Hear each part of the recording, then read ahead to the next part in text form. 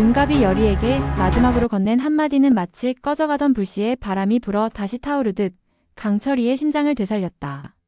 하지만 풀려난 직후 윤갑의 영혼이 여리와 강철을 보자마자 왜 도망쳤는지는 누구도 알 수 없었다. 전투는 막바지에 이르고 있었고 팔척귀는 이상하게도 윤갑을 느닷없이 풀어준다. 목적은 오직 그들만이 아는 수수께끼로 남는다. 강철은 점점 약해지는 자신의 육신을 자각하고 있었다. 인간의 육체는 이무기인 그의 본질을 차츰 갉아먹고 있었다. 이대로라면 더는 여리를 지킬 수 없다는 위기의식이 그의 속을 태웠다. 그 순간 윤갑의 영혼은 피와 진흙으로 얼룩진 의복을 입은 채 세상과 단절된 거리 위를 외롭게 헤매고 있었다. 절망에 잠식된 그는 보이지도 들리지도 않는 존재로서 목청껏 외쳐보지만 허공에 울리는 메아리뿐. 이윽고 기억의 깊은 자리에 묻힌 따뜻한 장소 고향집이 떠올랐고 그는 무의식 중에 그곳을 향해 달리기 시작한다. 마당 한가운데 어머니가 서 있었다.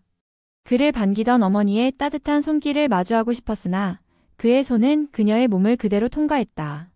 그녀는 알 수 없는 냉기를 느끼고 손에 쥐고 있던 바가지를 떨어뜨리며 주위를 두리번거린다. 윤갑은 흐느끼며 어머니를 불렀지만 그녀는 아무것도 듣지 못한 채 집 안으로 사라졌다. 무릎 꿇은 윤갑의 눈동자에 맺힌 것은 절망뿐이었다. 그러나 그 어둠 속에서도 여리는 자신을 알아보고 반드시 구해줄 것이라는 작은 희망이 피어났다. 여리를 찾아 다시 길을 나선 윤갑은 예기치 못한 장면을 마주하게 된다. 그토록 사랑했던 여리가 어떤 남자와 다정하게 손을 잡고 있는 모습. 그리고 그 남자의 얼굴이 바로 자기 자신의 것이었다. 몸이 얼어붙듯 경직된 그는 숨조차 쉴 수 없었다.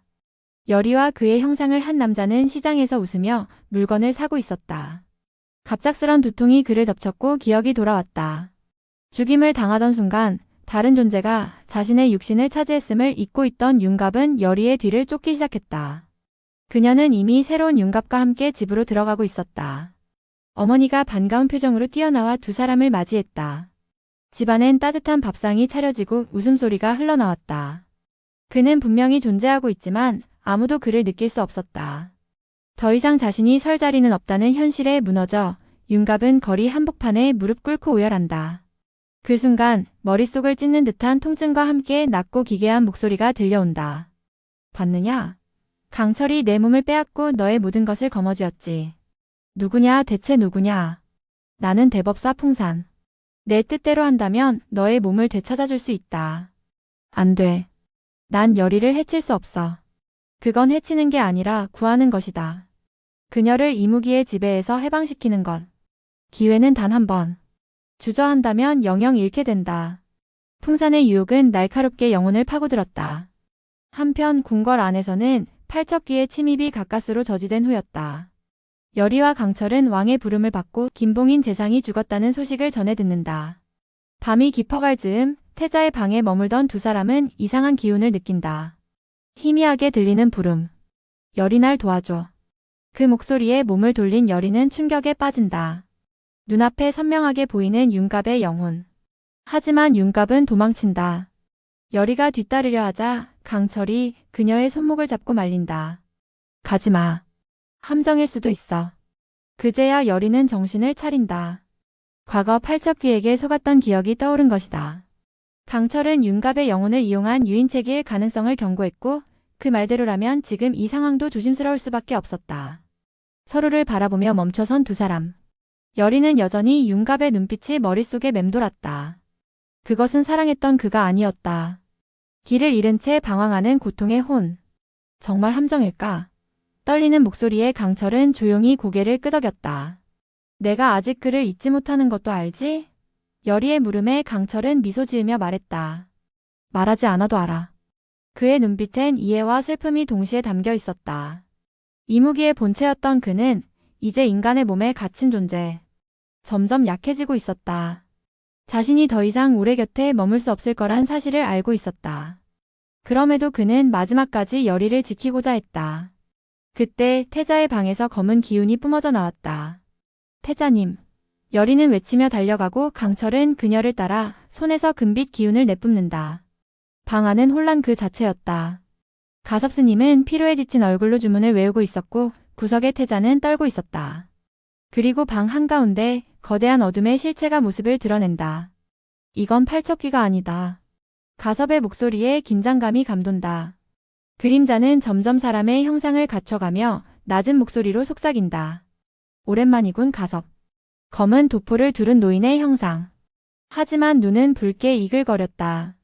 그 정체는 다름 아닌 풍산이었다. 여리가 주술을 발동하며 외친다. 왜 윤갑을 이용하는 거지? 풍산은 냉소하며 진실을 드러낸다. 이건 모두 100년 전 왕실의 배신에서 비롯된 일. 팔척귀는 내 수단일 뿐. 난 정의를 되찾으려는 것이다. 강철은 단호히 맞선다. 그건 정의가 아니라 증오다. 수많은 영혼을 이용했을 뿐. 풍산의 웃음은 차가웠다. 강철 넌 이제 힘도 없는 이무기일 뿐. 윤갑의 육신은 그의 것으로 돌려줄 것이다. 여리는 충격 속에 강철을 바라보았다. 정말 몸을 내줘야만 하는 거야? 강철은 고개를 끄덕이며 말했다. 내가 이 몸을 차지한 건 운명이 아니라 선택이었어. 널 지키기 위한. 여리는 눈물을 머금고 그의 손을 잡았다. 넌 내 전부였어.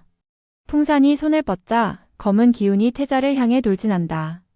가섭 스님이 염주로 막아섰지만 충격에 밀려난다. 강철, 여리, 태자를 지켜라. 두 사람은 마지막 남은 힘을 끌어내며 방어주술과 이무기의 기운을 펼친다. 하지만 풍산의 힘은 상상을 초월했고 방 안은 어둠으로 가득 차오른다. 그 시각 윤갑의 영혼은 궁 밖을 방황하고 있었다. 모든 걸 되찾고 싶지 않나? 날 따르라. 풍산의 목소리가 머릿속을 파고들었다. 윤갑은 저항하며 중얼거렸다. 여리를 해칠 순 없어. 그러나 그의 마음은 이미 혼란과 분노에 뒤덮여 있었다. 그는 다시 한번 여리의 집을 찾아간다. 창문 너머 강철과 어머니 여리가 함께 웃고 있었다. 그 모습을 본 윤갑은 이내 고개를 떨궜다. 모든 것을 빼앗긴 그는 다시 어둠 속으로 걸어간다. 그리고 그 앞에 검은 구슬 하나가 떠올랐다. 그것은 과거 팔척귀가 삼켰던 구슬과 닮아 있었으나 그보다 더 음산한 기운이 서려 있었다. 이걸 받으면 정말 모든 걸 되돌릴 수 있는 건가? 여리의 따뜻한 목소리가 머릿속에 울렸다. 윤갑 넌 혼자가 아니야. 그는 떨리는 손으로 구슬을 쥐려다 마지막 순간 머뭇거린다. 하지만 풍산의 기운이 그의 영혼을 조여왔다. 그 선택은 이제 곧 밝혀진다. 풍산과 강철의 운명이 뒤얽힌 진실이 밝혀지고 윤갑은 과연 구슬을 받아들일 것인가. 여리의 마음은 점점 갈라지고 태자마저 풍산의 저주에 물들기 시작한다. 숨겨진 과거가 다시 고개를 들며 모두가 지켜야 할 의지와 사랑의 무게를 시험받는다. 귀궁 14화 그 누구도 예상하지 못한 반전이 시작된다.